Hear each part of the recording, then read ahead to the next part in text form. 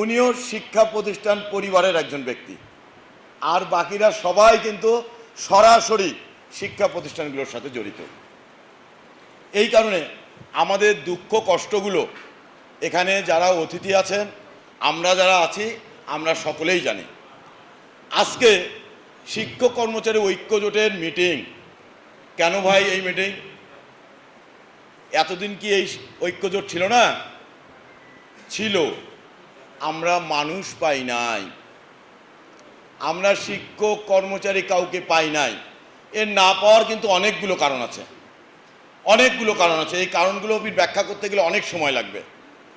আমি সর্বপ্রথমেই বলতে চাই, শহীদ রাষ্ট্রপতি জিয়াউর রহমান 1977 সালে স্কুল কলেজ মাদ্রাসার শিক্ষকদের বেতন ছিল 150, 200, 250, সর্বোচ্চ ছিল 300। শহীদ রাষ্ট্রপতি জিয়াউর রহমান ক্ষমতা গ্রহণ করেই বলেছেন যে এইভাবে একজন শিক্ষক চলতে পারে না, সকল শিক্ষকের বেতন সরকারি কর্মকর্তারা যা পায় তার অর্ধেক করে দাও। তখন আমাদের বেতনকে বলা হতো বেনিফিট। 50% বেনিফিট দিয়ে শুরু করেছিলেন শহীদ রাষ্ট্রপতি জিয়াউর রহমান। শতভাগ বেতনের কারিগর হচ্ছে বিএনপি চেয়ারপারসন দেশনেত্রী বেগম খালেদা জিয়া। এর মাঝখানে সবাই কিছু না কিছু করেছে, কিন্তু শুরুটা শহীদ রাষ্ট্রপতি জিয়াউর রহমান শতভাগ বেতন দিয়েছেন তৎকালীন প্রধানমন্ত্রী দেশনেত্রী বেগম খালেদা জিয়া।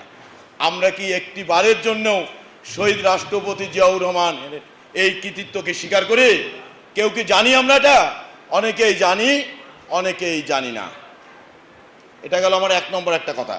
2 নম্বর কথা হচ্ছে যে শিক্ষা এই সমিতি গঠন করার ক্ষেত্রে আমাদের প্রতিষ্ঠান প্রধানদেরকে ডাকা হয় নাই, না ডাকা দরকার ছিল।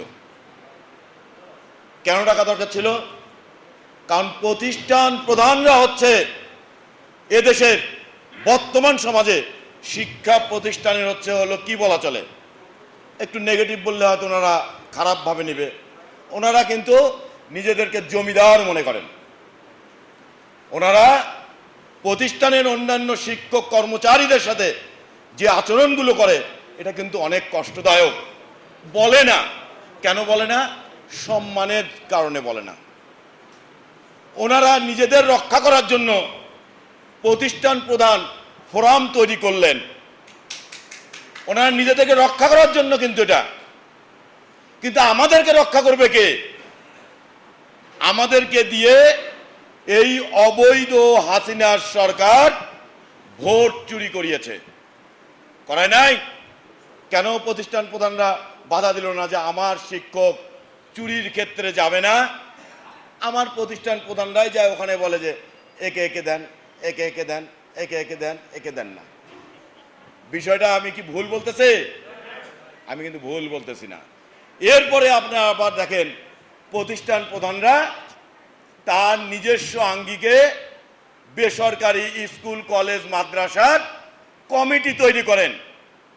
সেই কমিটিগুলোকে যদি আমি বলি স্বৈরাচার কমিটি, তাদের দাপটে সাধারণ শিক্ষকরা অস্থির থাকত। অস্বীকার করা যাবে? যাবে না, যাবে না। কেন করা হতো? ওই যাদেরকে নিয়ে করা হইতো তাদেরকে দিয়েই একটা বাণিজ্য হতো। কি বাণিজ্য বলেন? নিয়োগ বাণিজ্য। কথা বলতে হবে, না হলে প্রতিষ্ঠান প্রধানরা আপনাদের কোমরে দড়ি দিয়ে ঘুরাবে। মাথায় রাখবেন, কথা বলতে হবে। কারণ মনে রাখবেন, এখন সাসপেন্ড করলে 3 মাস পর অটোমেটিক যোগদান করাইতে হবে, হবে কি না? অতএব এই সাসপেন্ডের ভয় আর করার কোনো কারণ নাই। ইজ্জতের সাথে আমাদেরকে চাকরি করতে হবে, ইজ্জত দিতে হবে। না হলে আমরা আপনাদের ওই আগের মতন কর্মচারী না, এটা মাথায় রাখতে হবে। প্রতিষ্ঠান প্রধানরা, আমি আপনাদেরকে অনুরোধ করব যে একটা সুশৃঙ্খল রাষ্ট্রে আমরা বসবাস করছি। এই নিয়োগ বাণিজ্য যারা যারা করেছে আপনারা তাদের ওই কমিটির বিরুদ্ধে একটা করে মামলা করেন তো দেখি। করেন? পারবেন? পারবেন না। পারবেন না, করেন, মামলা করেন, কারণ এত লক্ষ টাকা কোথায় গেল? একটা স্কুলের শিক্ষক নিয়োগ হলে লাগে 5 লাখ, কলেজের হলে লাগে 8 লাখ। বলেন কত দুঃখজনক। এখানে যে সমস্ত নেতৃবৃন্দ বসে আছেন, গত 17 বছরে আমরা কোনো প্রতিষ্ঠানের দাওয়াত পাই নাই। বার্ষিক ক্রীড়া বলেন আর যে কোনো অনুষ্ঠানে বলেন, একটাও প্রতিষ্ঠান আমাদেরকে কোনোদিনও দাওয়াত দেয় নাই। দিলে প্রতিষ্ঠানটা নাপাক হবে। আমাদেরকে দাওয়াত দিলে আর আমরা যদি যাই, ওটা নাপাক হয়ে যাবে। আপনারা কি আমাদের সবাইকে চেনেন? চেনেন না। বিএনপির লোকজনকে এখানে আপনারা চেনেন না। কেন চেনেন না? যে আমাদেরকে যাওয়ার পথ রুদ্ধ করা হয়েছিল, বন্ধ করা হয়েছিল। সেই বন্ধ থেকে আমরা আজকে মুক্তি পেয়েছি। এই মুক্তির স্বাদ আমাদের সকলকেই গ্রহণ করতে হবে। আপনাদেরকে এটা মনে রাখার জন্য আমি আজকে এই কথাগুলো বললাম, এই কারণে যে সাধারণ শিক্ষক অনেকের সাথে আমার কিন্তু কথা হয়। তারা কত করুণভাবে বলে যে ভাই, প্রিন্সিপাল, হেডমাস্টার এমন এমন কথা বলে, ভাই সহ্য করতে হয়। কয় অনেক সময় বাপ তুলেও কথা বলছে, অনেক সময় বাপ তুলে পর্যন্ত কথা বলা হয়েছে, কিন্তু কিচ্ছু করার ছিল না। কে করবে? কারণ ওই প্রতিষ্ঠানগুলোর প্রধানরা, ওই কমিটির লোকজন স্বৈরাচার সরকারের লেজুর বৃত্তি করেছেন। বহু শিক্ষক, বহু শিক্ষা প্রতিষ্ঠান প্রধান মিটিংয়ে দাঁড়িয়ে বলেছে জয় বাংলা, বলে নাই? বলেছে। তাহলে দোষ কতটুকু প্রতিষ্ঠান প্রধান? আপনাদেরকেও এটা রিকভারি করতে হবে। আমি আর একটা কথা বলতে চাই, সেটি হচ্ছে ক্রীড়া সংস্থার নির্বাচন হয় না? প্রতিটা স্কুল, কলেজ, মাদ্রাসায় একজন করে ক্রীড়া শিক্ষক আছে। কেন আছে ক্রীড়া শিক্ষকটা? তার ক্রীড়ার কাজগুলো করবে। ভাই যখন ভোট আসে তখন প্রতিষ্ঠান প্রধানরা ওখানে যায়, বলে যে আমি ভোটার। কেন ভাই? তুমি প্রতিষ্ঠান প্রধান, তুমি কেন ওখানে ভোট দিতে যাও? তাহলে ওই ক্রীড়া শিক্ষকের কাজ কে? ওকে ঘোড়ার ঘাস কাটবে? হ্যাঁ বলেন। তাহলে প্রতিষ্ঠান প্রধানরা আপনারা একটু নমনীয় হন। নমনীয় হয়ে আমাদের এই স্কুল, কলেজ, মাদ্রাসা সে ক্রীড়া শিক্ষকগুলো আছে, তাদেরকে একটু হলেও ইজ্জত দেন। 53টা প্রতিষ্ঠানের মধ্যে 4টা প্রতিষ্ঠানের ক্রীড়া শিক্ষক ক্রীড়া সংস্থার সদস্য, 49টা হচ্ছে অধ্যক্ষ, প্রধান শিক্ষক, মাদ্রাসার সুপার। 49টা। এটা কি লজ্জাজনক নয়? কষ্টদায়ক নয়? এই জন্য আমি বলবো যে ত্রুটি আপনাদেরও আছে। এই জন্য আপনাদেরকে কমিটির মিটিংয়ে ওনারা ডাকেন নাই, ভয়ে ডাকেন নাই। কারণ আপনারা তো ভাই অনেক বড় একটা গ্রুপের মালিক, 40টা শিক্ষকের মালিক। আসে বলবেন যে আমাদের প্রতিষ্ঠান প্রধানদেরকে নেতৃত্ব দিতে হবে। তো এই সাধারণ শিক্ষক হবে না, তালি মারবে, বলে হ্যাঁ ঠিক বলছেন, ঠিক বলছেন। কোনো উপায় নাই, কারণ আমাদের তো ভাই কথা বলার সুযোগ নাই। আছে? কোনো কথা বলার সুযোগ নাই। কথা বললেই গালি, কথা বললেই বেজ্জতি, কথা বললেই শোকজ, কথা বললেই হাগাও একটা ইয়ে দেবে, যথাসময়ে খাতা দেন নাই। এটা নানাভাবে তারা কষ্ট আমাদের দিতে থাকে। এরপরে আমি বলবো যে আমাদের যে বেতন ভাতা, এত কষ্টদায়ক বেতন। আমি একবার ইন্ডিয়া গিয়েছিলাম একটা খেলার টিম নিয়ে, নেপালে খেলা হবে, আমি সেখানে গিয়েছিলাম। সেখানে গিয়ে দেখি যে ভারত থেকে যে খেলার টিম আসছে তাদের একজন শিক্ষক আসছে। তো বলে যে একটু কথা বলতে বলে, আপ কা করতে? বলে হাম মাস্টারই করতে। বলে হাম ভি তো মাস্টার হয়। বলে গলা ধরল, গলা ধরে বলতেছে যে ভাই আপনাদের বেতন কেমন? তা আমি চিন্তা করলাম যে কি বলি, কম যা পাই এটা যদি বলি, এটা যদি ইজ্জত চলে যায়, কারণ আমরা একটু নিজেদের ইজ্জত রাখার চেষ্টা করি। কিন্তু তখন আমি বেতন পাইতাম 11 কি 12 হাজার টাকা। আমি কইলাম যে भाई हमारा वेतन है 14-15 हज़ार और कॉलेज से भी मिलता और 3-4 हज़ार रुपया। 17-18। बोले इतना कम? अनु आपका? बोले हम तो स्कूल का क्रीड़ा शिक्षक है। माने वो स्कूलेर क्रीड़ा शिक्षक।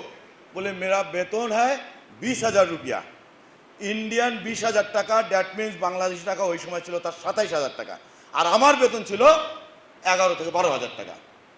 আমি কলেজের শিক্ষক হয়ে 11,000 টাকা পাই, আর উনি স্কুলের ক্রীড়া শিক্ষক হিসেবে উনি বেতন পান 27,000 টাকা বাংলাদেশি টাকা। সেখানে শিক্ষকদের মর্যাদা আছে, আর আমাদের দেশে শিক্ষকদের মর্যাদা আছে? রাজনৈতিক নেতারা কি বলবে করে, কোনো কিছু হইলে বলে শিক্ষকদের ডাকো মিটিং করব, বলে কি জন্ম নিবন্ধন করতে হবে শিক্ষক, ভোটের হাল লাগাত বলে শিক্ষক, সব জায়গাতে শিক্ষকদের লাগায় না? লাগানোর পরে কি করে, যতগুলো প্রতিষ্ঠান আছে সেই প্রতিষ্ঠানে যে সমস্ত ছাত্রছাত্রীরা আছে যারা পাশ করতে পারে না তাদেরকে ফর্ম ফিল আপ করানোর জন্য রাজনৈতিক নেতারা টেলিফোন করে চাপ দেয় না, যে ভাই এটা ফর্ম ফিল আপ করেন, ওর বেতনটা কমান, বলে কি না? কিন্তু এই সৈয়দপুরের অনেকেই ওই লায়ন্সে টেলিফোন করে বলে না, লায়ন্সের বেতন হচ্ছে 2,200, 2,500 টাকা পর্যন্ত, আর 2700 টাকা। সানফ্লাওয়ার কত? আরও এরকম 2-1টা প্রতিষ্ঠান আছে, আর ওই অন্যান্য প্রতিষ্ঠানগুলো বলেন কত বেতন? 200, 250। তার আবার অনুরোধ করে প্রতিষ্ঠান প্রধানদেরকে 50% বেতন ফি মওকুফ করতে হয়, না করলে তার প্রিন্সিপালিটি থাকে না, থাকে বলে মওকুফ করতে হয়। এইভাবে শিক্ষা প্রতিষ্ঠানগুলো কিন্তু শেষ হতে হতে হতে হতে আজকে একদম শেষের দ্বার প্রান্তে এসে দাঁড়িয়েছে, একদম দ্বার প্রান্তে এসে দাঁড়িয়েছে। আমি বলবো যে প্রতিষ্ঠানগুলোর সমস্ত বেতন কাঠামো এক হওয়া উচিত। এটি 5ই অক্টোবর বিশ্ব শিক্ষক দিবসে দাবি হওয়া উচিত, এবং সেই সাথে আমাদের আরও দাবি হওয়া উচিত যে বাসা ভাড়া 1,000, চিকিৎসা ভাতা 500, এটা কি হয়? আজকের থেকে কয়েকদিন আগেও ছিল আমাদের বাসা ভাড়া 100 টাকা, ছিল না? 100 টাকা বাসা ভাড়া ছিল, সেটা এখন বাড়তে বাড়তে 1,000 টাকা হয়েছে। 1,000 টাকায় কোনো বাসা পাওয়া যায় সৈয়দপুরে? যায় না। আমরা আজকে বাধ্য হয়ে কী করি, ইস্ত্রি করা প্যান্ট শার্ট জুতা স্যান্ডেল একটু পরিষ্কার করে আমরা প্রতিষ্ঠানে যাই। কেন যাই? যে নিজেদের সম্মানটা ঠিক রাখার জন্য। কিন্তু কত কষ্ট যে আমাদের, কত কষ্ট আমাদের। এই যে সৈয়দপুরে আসলাম বলে একটা মুদিখানা দোকানদার আছে, ও বলে যে ভাই আমি মাসের পর মাস এই সৈয়দপুরের শিক্ষকদেরকে বাকিতে চাল ডাল তেল দেই, নামও বললাম, এবং মাস শেষে তারা এসে টাকা দিয়ে যায়। ওনারা কখন টাকা পায় আমি জানতে পারি, কারণ পেপারে দেয়। একমাত্র ব্যতিক্রম বাংলাদেশে যে শিক্ষকদের বেতন হলে পেপার পত্রিকায় টিভিতে বলা হয় যে আজ আগামী এত তারিখের মধ্যে বেসরকারি শিক্ষা প্রতিষ্ঠানের বেতন প্রদান করা হয়েছে, আর বাকিরা বেতন পায় না। আরে ভাই আমরা তো বেতনও পাই না, আমরা পাই কি? অনুদান, একেবারে অনুদান, মানে কোনো মতন দানের পয়সা দিয়ে আমরা চলি, আর সেইটা ফির পেপারে আসে, টিভিতে আসে। তাহলে আমাদেরকে কতভাবে অবজ্ঞা করা হচ্ছে। আমি বলবো যে আমাদের ঐক্যবদ্ধতা ছাড়া বিকল্প কোনো পথ নাই। আর আমরা ঐক্যবদ্ধ হতে পারি না কেন? আমাদের যে সমস্ত নেতারা আছে ঢাকায়, তারা প্রতিবারে কোথাও না কোথাও বিক্রি হয়। এর আগে একজন নেতা ছিল কাজী ফারুক, যার বলিষ্ঠ বক্তৃতায় সারা বাংলাদেশ কাঁপত। সেই কাজী ফারুক আওয়ামী সরকারের সময় জাতীয় বিশ্ববিদ্যালয়ের ট্রেজারার হয়ে গেলেন, হয়ে বেসরকারি শিক্ষকদের আপনাদের দাবিগুলা পর্যায়ক্রমে মানা হবে, মানা হয়েছে? হয় নাই। এই জন্য আমাদেরকে এই লাঞ্ছিত হাত থেকে বাঁচার জন্য আমাদেরকে সর্বোচ্চ চেষ্টা চালাতে হবে, না হলে আমরা কিন্তু আগামী দিনে খুব কঠিন অবস্থায় পড়ব, খুব কঠিন অবস্থায় পড়ব। আমি আমার বক্তৃতা বাড়াতে চাই না, তবে বলতে চাই সর্বশেষে আবারও যে সাধারণ শিক্ষক আপনারা আমরা এক হতে হবে, ঐক্যবদ্ধতার কোনো বিকল্প নাই, কোনো বিকল্প নাই। এবং সকল শিক্ষক যদি আমরা ঐক্যবদ্ধ হই, আমরা আমাদের দাবি দেওয়া আদায় করতে পারবো। আর না হলে কি হবে জানেন, আমি দেখেছি কয়েকটা প্রতিষ্ঠানের কিছু শিক্ষক ওই আওয়ামী লীগের নেতারা গেলে কি সুন্দর বাড়ি থেকে খাবার রান্না করে নিয়ে এসে দেয়, সেটা আবার ফেসবুকেও দিয়েছে, আমি নিজে দেখেছি। এটা করতে হবে কিন্তু।